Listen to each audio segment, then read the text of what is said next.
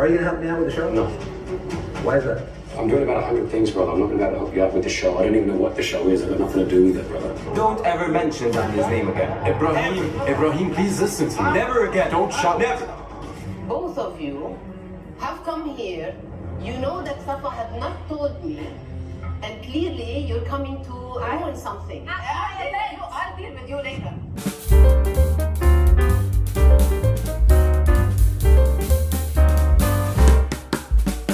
All right, at this point, somebody, in fact, anybody needs to school DJ Bliss on the act or the art of confrontation.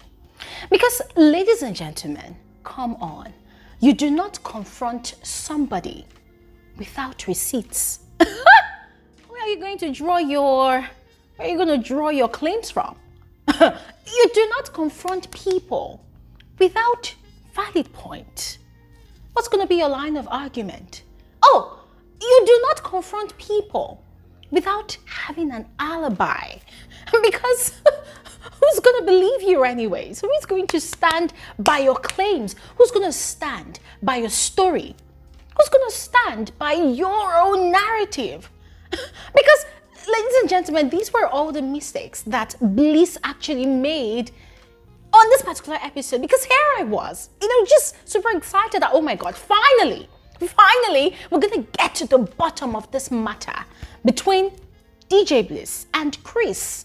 This so-called issue of 12 years that he claims he's been having with Chris. Ladies and gentlemen, I was super excited that, oh, this was that one episode where we're going to hear the root of it all. We're gonna hear the details of it all. But guess what?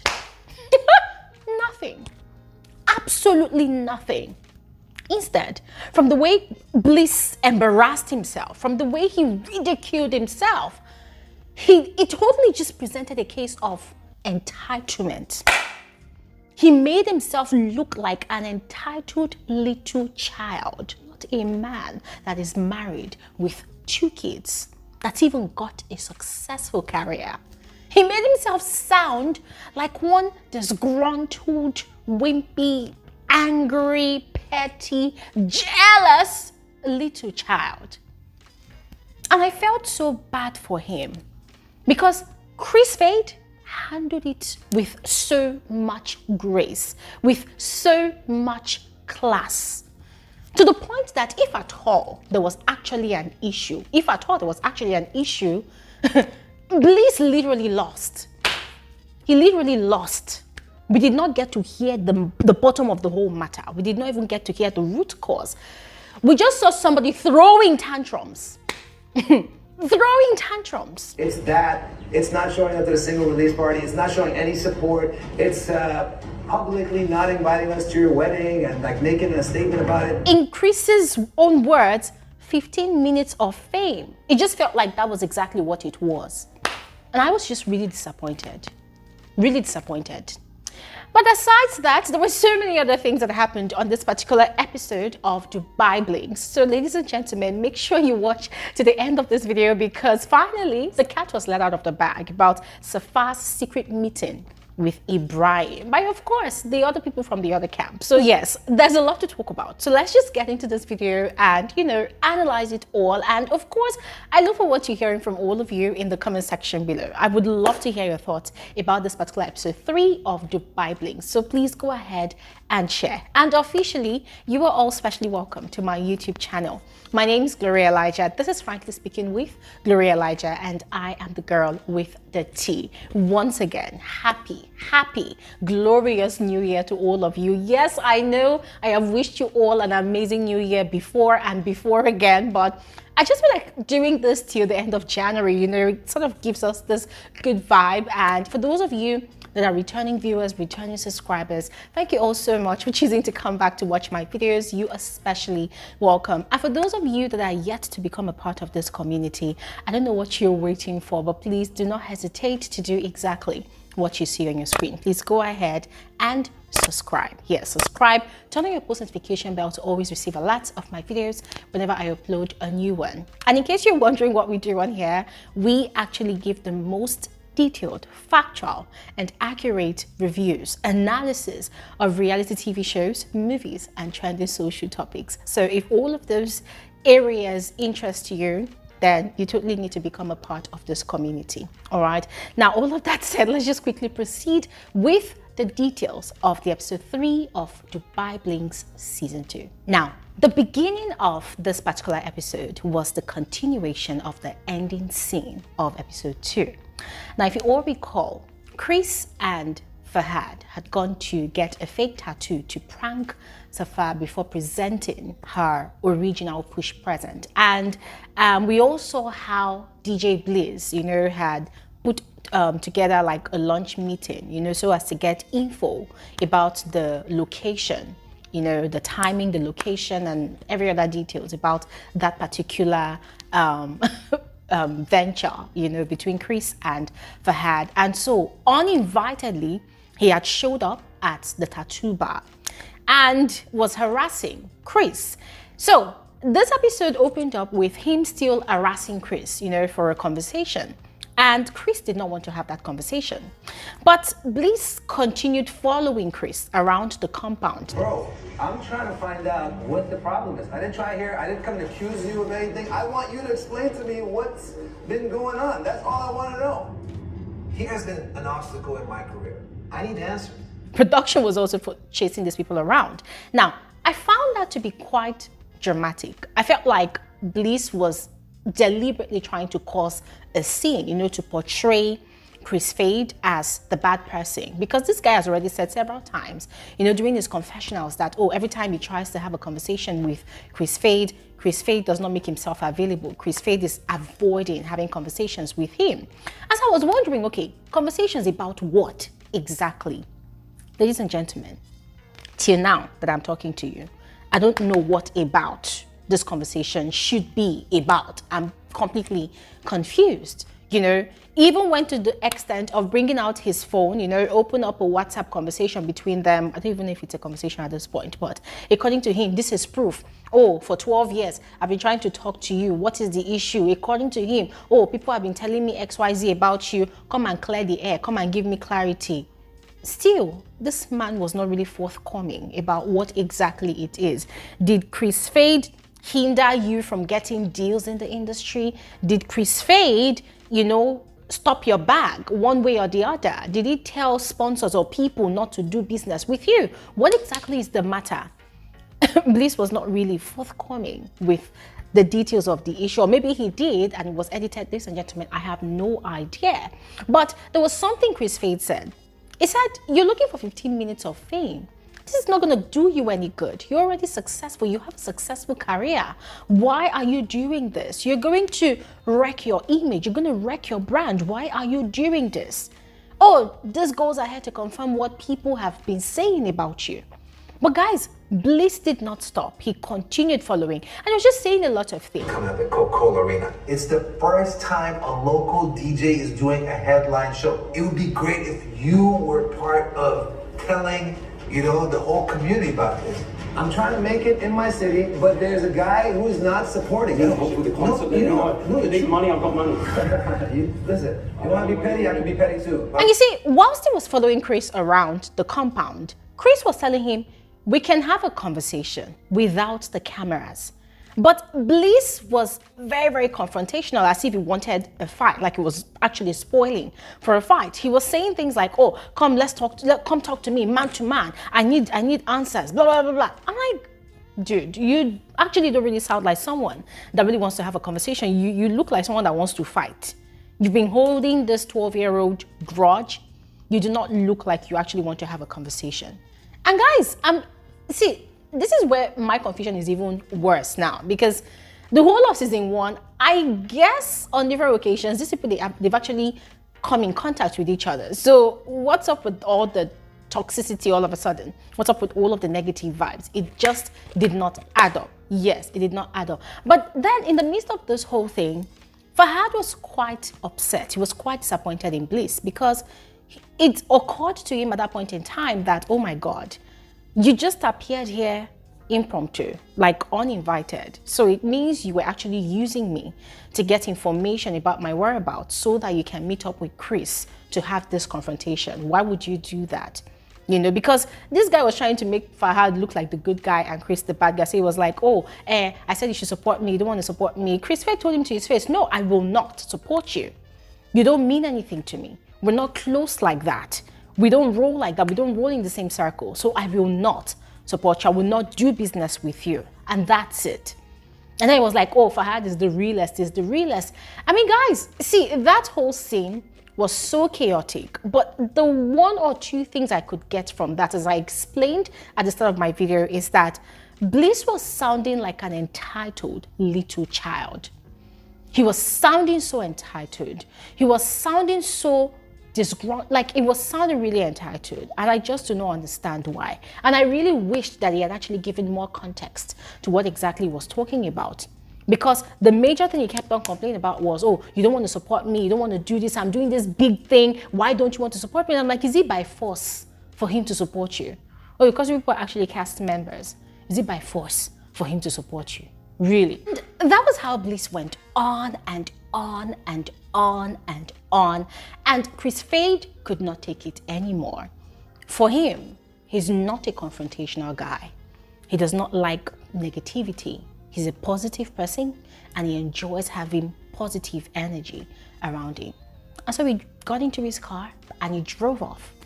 And guess what? Bliss still followed the car and was still talking. And I'm looking at this man like this. I was just shaking my head in pity because I just felt like, nah, bro. Nah. You just literally just disgraced yourself here without scoring any point. You wanted to score cheap points. You wanted to portray Chris Fade as a bad person. You ended up shooting yourself in the leg. Yeah. But guys, I would love to know how you would have handled that situation. And hey, this is not me saying that Chris Fade is the saint here, but if I were to be in both of those men's situation, I would handle that situation like Chris Fade. I will leave because I'm not confrontational. I would not embarrass myself just for cheap point, yes. But guys, as I asked, please go ahead. Let me know how you would have handled that situation differently in the comment section below. This next scene was just as triggering for me as the previous scene.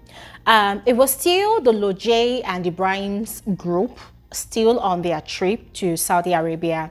And Ibrahim was not over what had happened the previous night. He was still upset with his friend. Can't remember his friend's name right now, but he was still upset with his friend for talking to Danya the way he had spoken to Danya. Now, don't get this twisted. It wasn't like this man attacked Danya. No, he was only giving his own 2 cents about Danya's announcement about wanting to go into business with Ibrahim. And it was quite coincidental that the same thing this man was saying was the same thing that Danya's husband, DJ Bliss, was also saying. These 2 people are saying that, listen, you know, you want to go into a business, it's fine, but then you need to make certain sacrifices. You need to make a choice, right? There's your husband you need to tend to. There's your kids.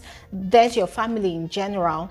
And then there's also your friendship with Ibrahim. And then there is the business. Yes. And it was so funny that much later we got to understand that, okay, this was actually DJ Bliss's own perspective. Hence the reason he wasn't really supportive of Danya all the while. But we're going to get to that. Now, for this particular scene, Ibrahim was quite upset. He did not like the fact that his friend had even opened his mouth at all to even mention Danya's name.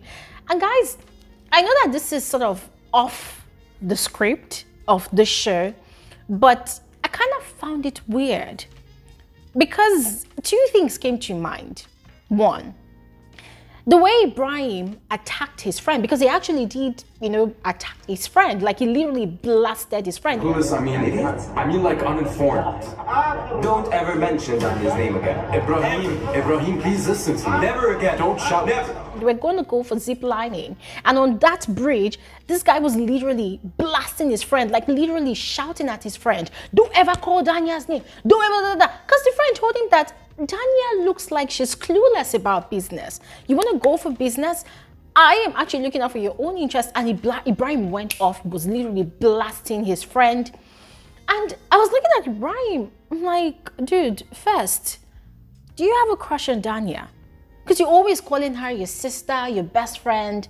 But right now, you're not really sounding like a best friend. You're not really sounding like this person is your sister. You're sounding like you actually have a crush on her. Yeah. Or are you in love with Danya? That was the first thing. And then the second thing that came to mind was, is he just putting off a show?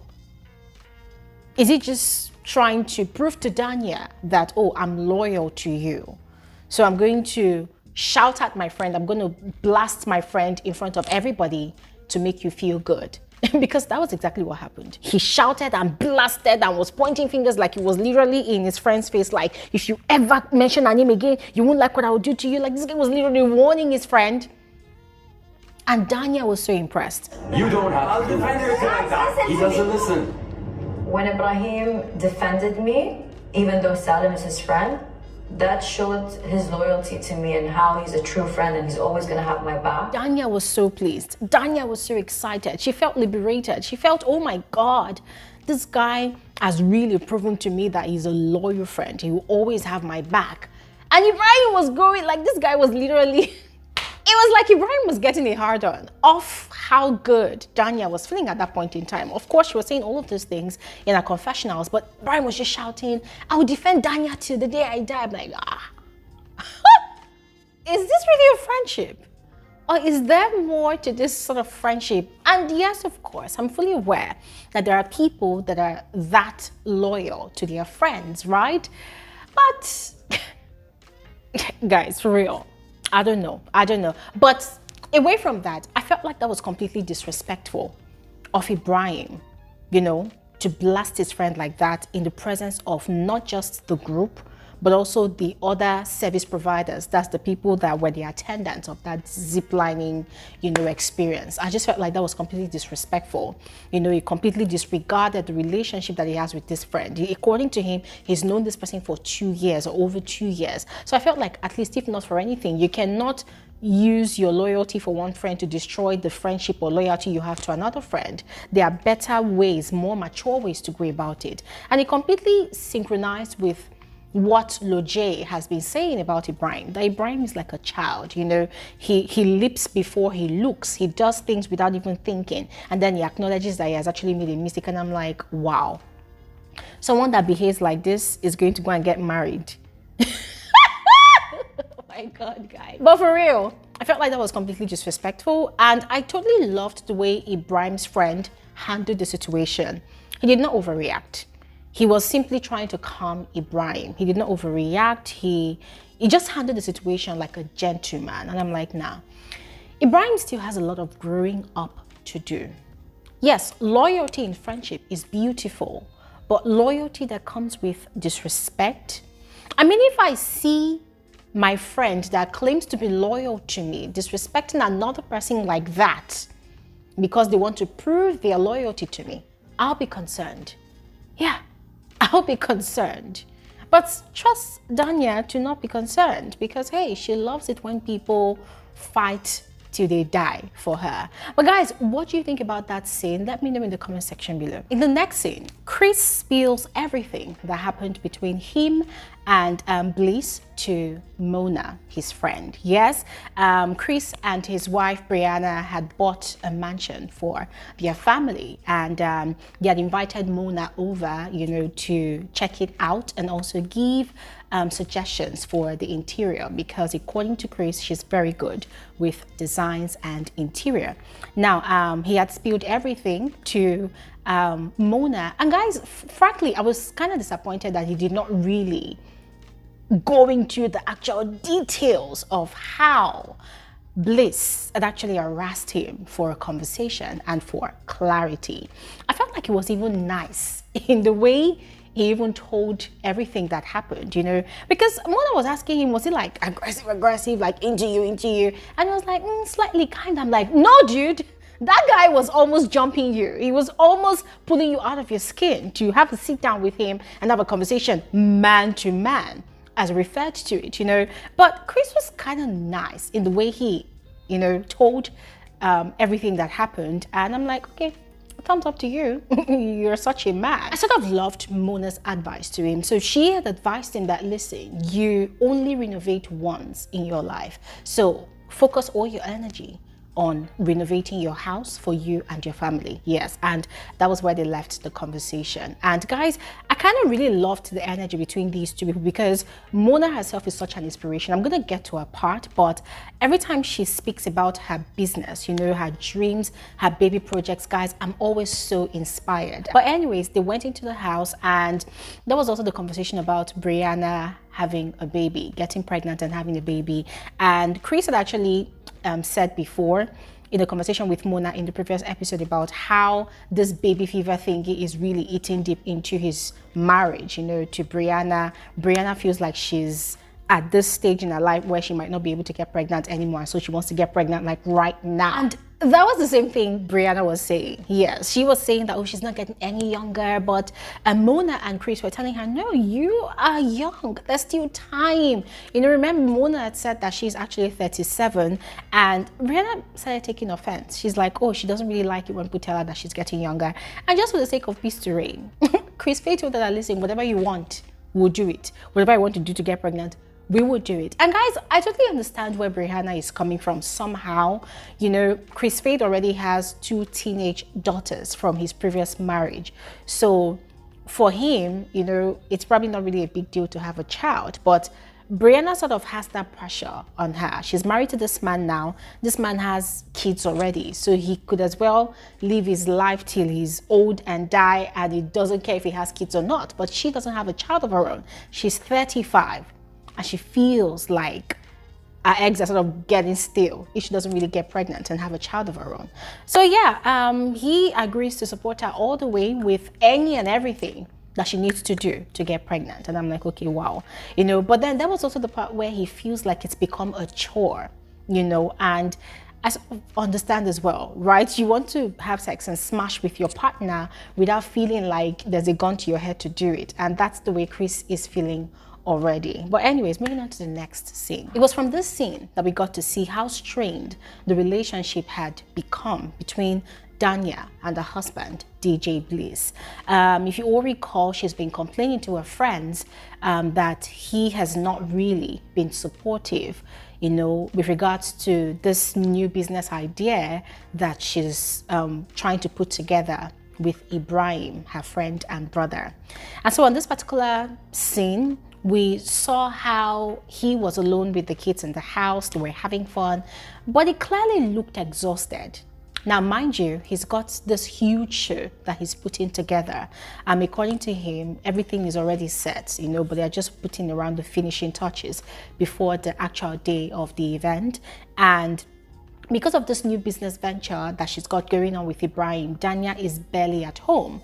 So he's got to juggle handling the kids and also preparing for his show, his concert. And so Danya arrived home late as usual, and even the kids confirmed that she's barely at home these days. And it resulted in a bit of a strained conversation between them, almost an argument. And frankly, guys, I felt like it was quite petty of Danya to have lighted up that incense. I guess that's what it's called. I felt like it was kind of petty. According to her, oh, the energy is not really right, so she's trying to diffuse it. I'm like, girl, you do too much sometimes. Yeah. I felt there was some tension in the room and some negativity, so I thought let the incense come and like calm down the situation, hopefully. And she knew quite all right that her husband is allergic to the scent because it chokes, guys. It chokes for real. But she still went ahead to do it. And I'm like, wow, seriously. Anyways, he opened up to her about his concerns. And another major concern he has is about if Danya will be able to maintain this her friendship with Ibrahim, regardless of the business, and still be able to cater to their kids. Now, Danya is offended. She feels like he is not being supportive at all. She wants to be successful. She also wants to stand on her own and be independent. You know, she wants to do things for herself. And guys, just as I said on the previous episode, about the previous episode, I totally understand where Danya is coming from. However, it seems like these two people did not have this conversation. before they got married. Because there seems to be a lot of clash of interest going on in that conversation. You know, DJ Bliss obviously is trying to own his responsibilities as the man of the house, the husband, the provider, the protector. Danya, you know, is in a circle of accomplished women, you know, women that roll in money, whether by their husband or by themselves. She also is thirsty for that kind of lifestyle. So she wants to be successful as well. She wants to have something for herself, by herself. But she feels like the husband is not really being supportive. So guys, I would love to know your thoughts about this one. Do you think that either of them is being selfish to the other? Or do you think they actually really need to find common ground, you know, to support each other's dreams? Let me know your thoughts in the comment section below. Now, the next scene was a conversation that happened at brunch, I guess, between Zena, LJ, and Mona. Now, Zena was quite shocked that Lojay was the one that actually planned the trip to Saudi Arabia for Ibrahim and the others. She was quite shocked. She was quite shocked that they did not get word about it. And Lojay was sort of rubbing it in. She was quite excited about her new friendship and closeness with Danya. According to her, Danya is so sweet. Oh, they got to spend a lot of time together on this trip, and now she's gotten to know Danya better, and now they've become very good friends. But for Zena, it wasn't like she felt like Danya is really a bad person. It was just the experience that she's had with Danya, you know, that was not really pleasant. But anyways, LJ proceeded to tell them about this new waitress job that she's been, you know, pursuing for a bit, and they were actually quite surprised about it because they just could not really imagine, you know, seeing LJ serve people. But then they were like, okay, fine. They would see how, you know, she handles this new job that she's getting into. Now, quickly moving on to the next scene. Now, from the look of things, it seems like a lot of conversations have been had. It seems like a lot of gossip has actually gone round about Zeina, Safa, and the others that are not in this Ibrahim and Lojay's new group. Because just like LJ that has suddenly, you know, developed this new bond and friendship with Danya, Lojay equally shares the same sentiment about Danya. From what she said in the next scene, oh, she has become very close to Danya. You know, she got to know Danya better, and she now sees Danya on a very high level. Can't remember the way she put it. So both of them had actually gone to the nail salon, yes, to have their nail done, you know, catch up and just chill, some sort of vacation after the vacation, yes. And they got into conversations, and that was where we learned that Lojay had actually gotten married, and she did not announce it. Now, guys, if you all recall in season 1, guys, I don't recall her being married. So I think she just got married, you know, and according to her, she just did not announce it. This guy, they are so in love. The guy is very supportive. And she had actually made that announcement, you know, to Danya, you know, because Danya started talking about how unsupportive her husband has been towards her dreams and aspirations of owning her own business, you know, together with Ibrahim. Now, it was in the course of Lojay, you know, encouraging her and also trying to make her see that her husband is just only looking out for her, that she actually made mention of her new marital status. And guys, frankly, I was also quite surprised that, oh my God, when did this happen? And obviously you could tell that she was quite in love with this husband of hers. Now, it was in the course of that conversation that Lojay had informed Danya of Safa's upcoming event. According to her, Safa is celebrating women becoming a majority in the home, and for her, she just doesn't understand why the dress code is black and leather, you know, black leather. That, oh, because it's a women thing, it's supposed to be pink. I'm like, okay. Anyways, there was a statement she made And there was this attitude that came with the statement. She said, Safa's invitation is a social courtesy. I don't have to attend. Did she write on the invitation, please bring a Birkin as a gift? that it's the invitation is a social courtesy, and so she does not have to attend. And guys, when she made that statement, it sounded like some sort of assurance and some sort of promise to Danya that, oh, we traveled together. Now I know you better. Now I like you. Now I favor you more than Zena or even Safa. So I'm not going to attend the event because I know it's going to hurt you. I know it's going to be me betraying you. So I'm not going to go for the event. That was how it came off. And guys, I looked at Lojay, and once again, all of my speculations about Lojay was heavily validated. If you all recall, my analysis of the first episode this season, I told you all that speech Lojay gave, at the bonfire night at her event, at that resort, it did not seem like she was sort of choosing herself because of her siblings that she's always catered to. No, that it was more like her, removing herself or disassociating herself from that friendship that she's got originally with Zena. And I feel also that somebody must have told her that, woman, your ratings the previous season was not that impressive. So if you want your ratings to increase, then you have to become the villain somehow. And you need to antagonize someone. And if you're going to antagonize someone, it has to be that one person that everybody fears and respects and regards. And that person, of course, is Zena. And so, guys, see here, that statement, it just crowned it all for me. And it was also a thing of she knowing fully well that if she does not attend Safa's event, Zena would ask questions, which was exactly what happened. So it also made me see Lojay as a very strategic person. You want to cause drama? You want to put fire on the mountain? You are using Safa to get to Zena. We're going to get to that scene. Let's continue. Now, this next scene was quite inspiring. I totally loved this next scene. And in a way, it sort of made me understand Mona better. Now, once again, Mona is Huda Beauty's sister. See, I mentioned her name, Huda Beauty, for you guys to really know who Mona is.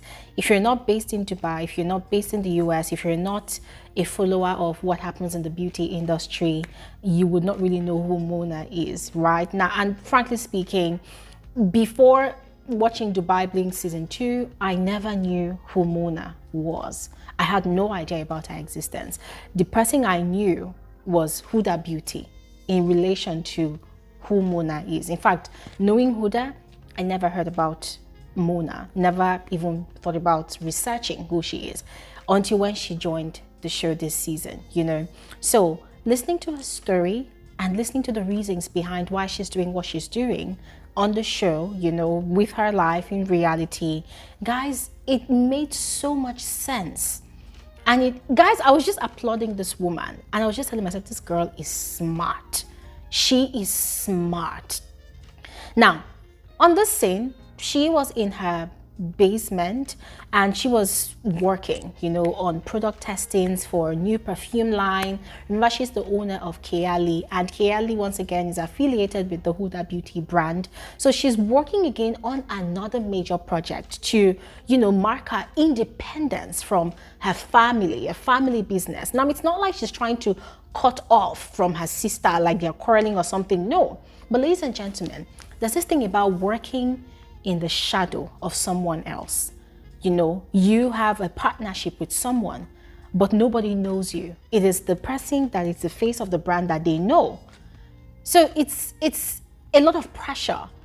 And I could see that pressure that, Mona was dealing with. I could see how she was struggling, to stand on her own name, to have her own identity. It was all about the identity for her. She needed her own identity. Hence the reason she was putting a lot of time and effort into building a new empire that had her own identity, that had her own name. She wants people to know her name. She wants people to know her for herself, her own identity. And according to her, she's got this relationship with her sister where it's like they are more like business partners and no longer sisters, you know, so it's quite exhausting for her.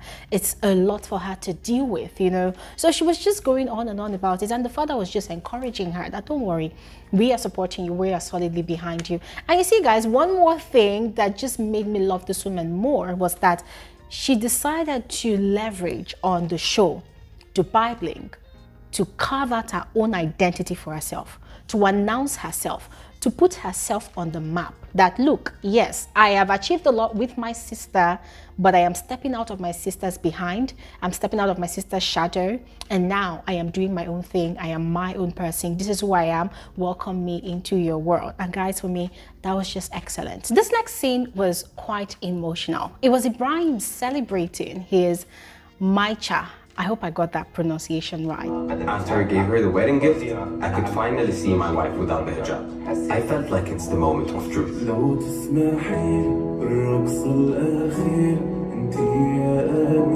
Now, according to him, it's more like the stage of the wedding contract. Yes, this is the part where he gets to sign a contract with his wife and I think his wife's brother or his wife's dad, whoever, just family meeting together, more like paying the bride price. He has the dowry and he does all of that. He's not allowed to see the face of his wife until after the wife signs the contract. And so they did all of that and he saw his wife's face. I don't know if that's the first time he's seeing his wife's face, because it made me wonder, like, okay, you didn't see this person when people were courting?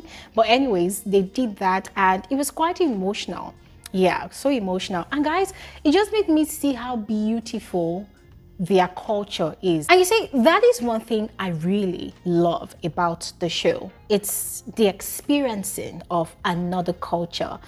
A culture that's just completely different from yours, completely different from what you are used to, what you're used to even seeing. But then it was also quite, you know, interesting that there's a lot of similarities, you know, with the Arab culture. I don't know if it's Arab or Asian, but the Arab culture and my culture. Because in my culture, paying the dowry is also a tradition. It's also something that is very important before a wedding can even happen, before a marriage can even take place.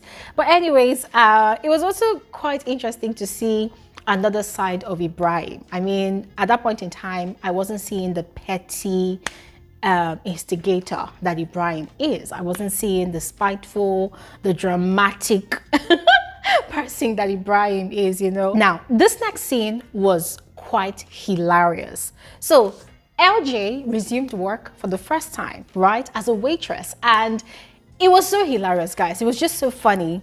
Now, as a waitress, it was quite funny that the manager of the restaurant gave her another staff as her assistant.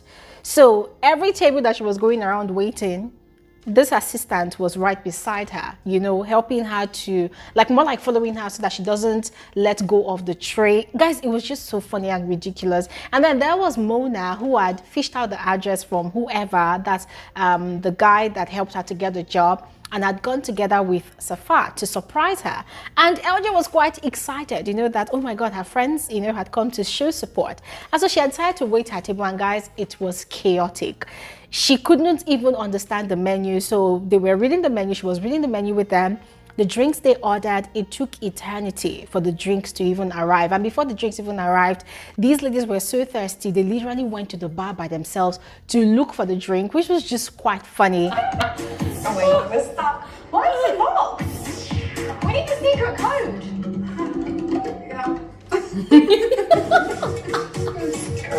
And by the time they sighted LJ coming with the tray, they had to rush back to their table so that she doesn't see that they had got to look for drinks, because they were so thirsty. And even the food they had ordered, LJ was literally coming to come and sip from their drink and to eat from their plates. Guys, it was just chaotic. It was chaotic, it was funny, but I totally loved the scene. I loved how, you know, it was all playful, how they were just having fun, you know, no bad vibes or energy or anything like that. And Safa reminded LJ of our event that was happening the following day, and LJ, of course, agreed to, you know, attend.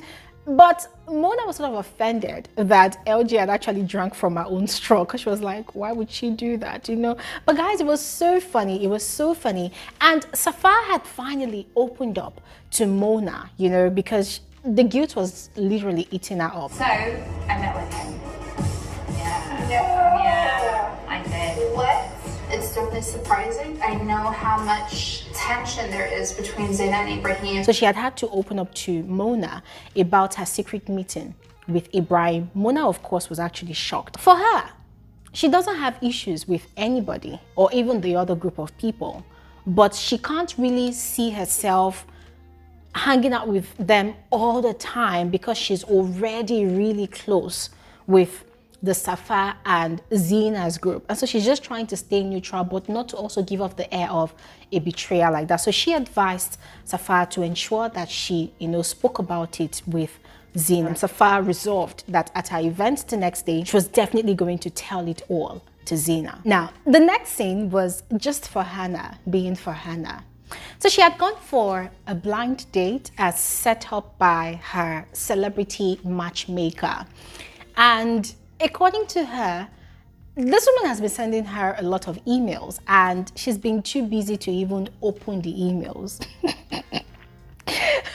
I mean, guys, just to deviate for a bit, if there's one thing I love about Farhanna, she loves to make herself sound much busier than she actually is, but whatever. Anyways, she was quite disappointed with this date because it turns out that this man is also a model just like her. He's always got women in his DM, and for her, she doesn't want to date a man who will always have women around him in real life and also in his DM. The man too had a lot to complain about Farhanna. For him, every time he sees her at events or anywhere, she's always on her phone. She's always like she's always distracted. He doesn't want a woman, you know, that is living that type of life, you know, and they were just laughing at each other. And Farhanna just kept on raising the bar about her ideal man. For her, she wants a man that is sort of European, sort of based in Europe, and then has something doing in Dubai, you know, that kind of distance relationship. That's the kind of thing she likes. And the man was like, well, it's giving sugar daddy vibes. And she's like, no, she would actually prefer a younger guy. And I'm like, wow. As Farhanna actually forgot, oh God. In as much as I want to say that Farhanna is setting some very, very unrealistic goals for her ideal man, guys, the truth is the kind of man that Farhanna actually wants does exist.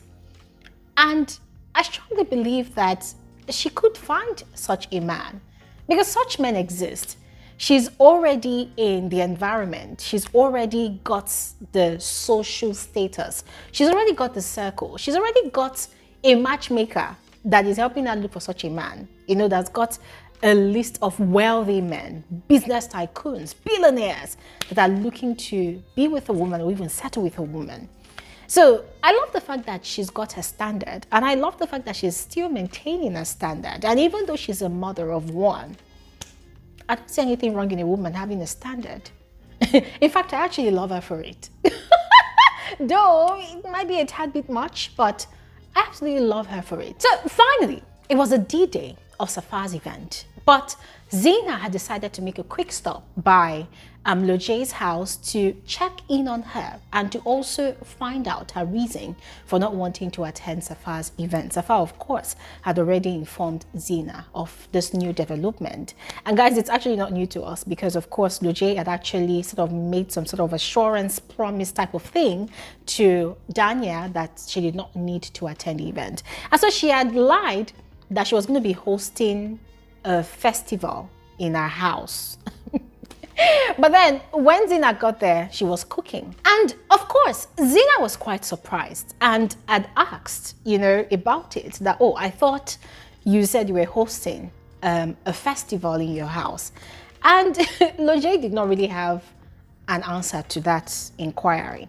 Anyways, Zeina had, you know, expressed her disappointment in Lojay about the fact that Lojay had carried this other group to a trip without letting the rest of the group know about it.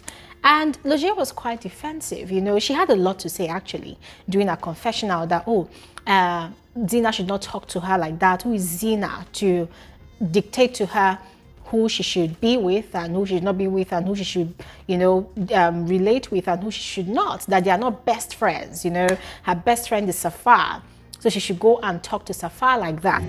I feel that you're reproaching me. You make me feel as if I was Safa, your best friend who's supposed to know who you like, who you don't like, who you went out with. She was just going on her own doing her confessionals, and even some of the things that she was saying to Zena, it sort of made Zena quite suspicious, because she started insinuating that, even the bestie friendship that she has with Safa is not really that much of a friendship, because Safa is actually hiding some secrets from her about her meeting with Ibrahim. And Zena, of course, as a very, very sharp lady, caught it and was asking, is there something you're trying to tell me that you're not telling me? And Lojay did not say much. She did not even offer to say anything. And during her confessional, she had said that she's not going to say anything to Zena. She's not going to tell Zena. If she's not going to bring good news to Zena, then she's also not going to bring bad news to Zena.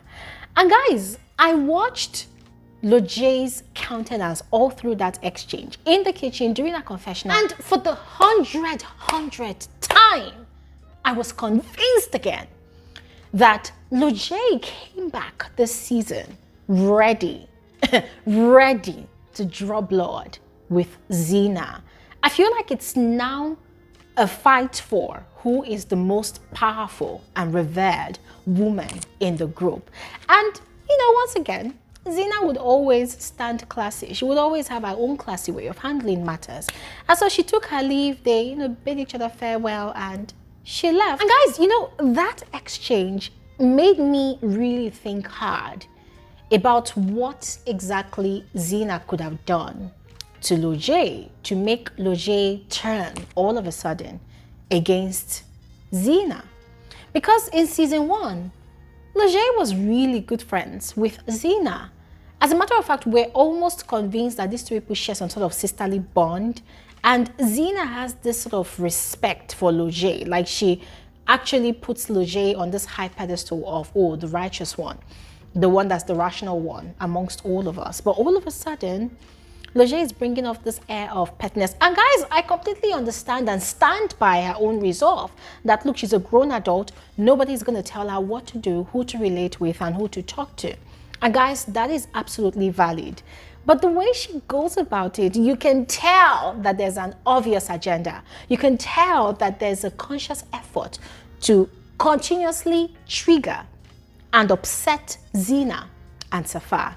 It's more like she's trying to shake Zena and uproot her from whatever high standing she's got in that circle. I don't know about you, but please go ahead and let me know what you think about this. Anyways, final say. Zena proceeded to Safa's event. Safa was quite excited. All the ladies were looking glorious, with the exception of the people that were not invited, of course. Danya was not invited. Ibrahim is not female, so of course he was not invited. Lojay was not there, but every other person was there. And they were all excited. They were just happy to be there. Safa gave her speech and reason for celebrating the event. But then Farhanna was quite shocked, because we were just having conversations, and then she got to find out that Lojay, that's LJ, was working as a waitress in a restaurant. And she was quite shocked that she wasn't aware. Nobody told her. And Safa and Zena decided to make jokes about, I thought people were family. I thought people were close. People were on a trip together. Why weren't you told? And Farhanna was kind of sad. She was already saying things in her confessionals. And then Mona and LJ arrived, and Zena, threw it to LJ that, Farhanna is quite upset that you did not inform her about your new waitress job. And that took LJ aback, because she was like, oh my God. And then she's like, I forgot. I'm sorry, that kind of thing. But she picked offense, because for her, she probably had no intentions of even telling Farhanna. Yeah, she did not rate Farhanna like that, And so she decided that, okay, since these people want to make jokes, there will definitely be a reaction. And so she made the obvious, crazy, petty move.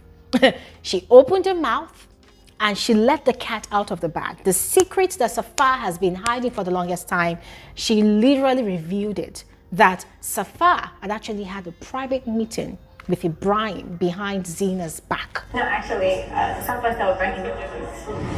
Hey! Did you know that Safa met Ibrahim? Where did you see Ibrahim? She didn't know. Like, oops. And Zena completely lost it. Both of you have come here. You know that Safa had not told me, and clearly you're coming to ruin something. I'll deal with you later. I loved the way she tried to manage her cool, but you could tell that she was really mad. I loved the way she fired Farhanna and LJ, because they too threw it back at them. Oh, I thought you people were close. I thought you people were friends. And why would Safa keep such a secret from you? That kind of petty harassment. And Zena was really upset. But then she fired both ladies. Like, so you knew, like all of you knew all along, and you knew that Safa was yet to tell me. And so you came to Safa's event to cause some drama with that information that you have about us. So she took her leave. I mean, Safa was scared, like Safa was shaking. She knew that she had actually betrayed the trust between she and Zena, and she was trying to talk to Zena. And I was like, no, I'm going to undo you later. And I'm going to be frank with all of you. If my friend warned me like that in public, I will pick offense. I will not like it. But then I understand, right? The situation was quite heated at that point in time, yes. So Zena reacted that way. So she left. She said, oh, the others should not leave. They should stay. She was going to leave. Safa had initially told LJ to leave. LJ said she wasn't going anywhere. Guys, everything was just heated. Mona was quite disappointed in LJ, you know, for spilling the tea like that. For her, it wasn't in LJ's place to spill the tea like that. But guys, we knew that LJ needed to draw her own pound of flesh. So she was just laughing. She wasn't even remorseful at all, you know, for the rift that she had caused in that moment. So this particular episode ended with Zena leaving and Safa running after Zena, apologizing and begging for a listening ear to explain herself. And guys, frankly speaking, I kind of felt really bad, you know, seeing their friendship go south, because that was exactly what Farhanna and LJ wanted. And they will, of course, have a lot of gist to go and spill to their own carcass. But anyways, guys, I would love to hear your thoughts about this entire episode, especially about how it ended. What would you have done in Zena's situation? If you were in Zena's shoes, what would you have done different? If you were in Safa's shoes, what would you have done differently? How would you have handled that situation? Please go ahead and share in the comment section below. I'll see you guys on another episode of Frankly Speaking with Elijah. Have an amazing day. Bye.